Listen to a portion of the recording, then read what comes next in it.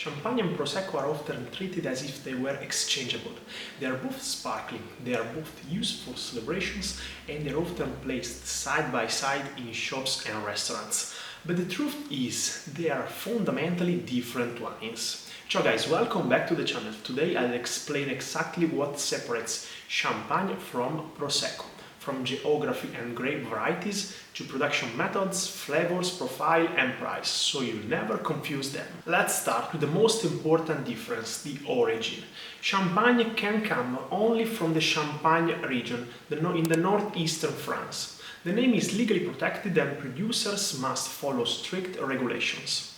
Prosecco, on the other side, comes from the northeastern Italy, precisely from the regions of Veneto and Friuli Venezia Giulia. So right away we are dealing with two different countries, climate and traditions, and that already shapes the wine differently. Champagne is made from three main grape varieties, Chardonnay, Pinot Noir and Pinot Meunier. These grapes provide acidity, structure and aging potential. Prosecco, on the other side, is primarily made from Glera.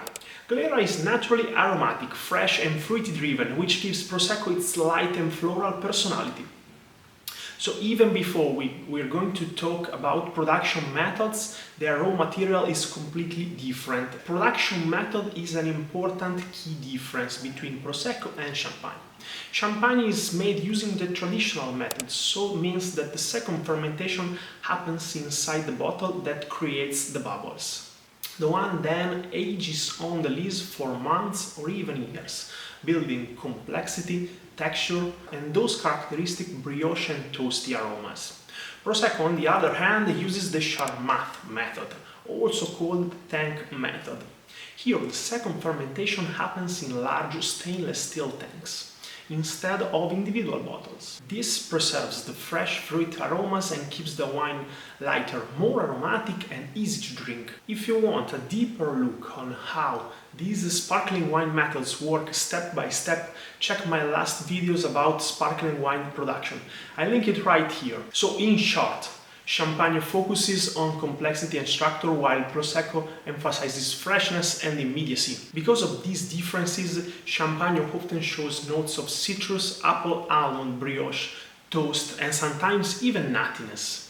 Prosecco typically shows pear, green apple, white flowers and sometimes a slight sweetness depending on the style. Champagne tends to have finer, more persistent bubbles due to bottle fermentation and longer aging. Prosecco's bubbles are usually softer and more playful. Another important difference is in the price point. Champagne is generally more expensive. This is due to stricter regulations, manual harvesting, longer aging requirements and higher production cost. Prosecco is typically more affordable, partly because of the Charmat method, which is faster and more efficient. However, price does not mean the one is better than the other, they simply serve different purposes. So when should you choose Champagne and when should you go for Prosecco? If you're looking for complexity, structure and wine that pairs beautifully with food, Champagne is often the better choice. If you want something fresher, aromatic, easy to drink and perfect for aperitivo or casual celebrations, Prosecco is your wine. It's not about superiority, it's about the contest. To conclude, Champagne comes from France and uses the traditional method. Prosecco comes from Italy and uses the Charmat method. Different grapes, different personalities and different techniques.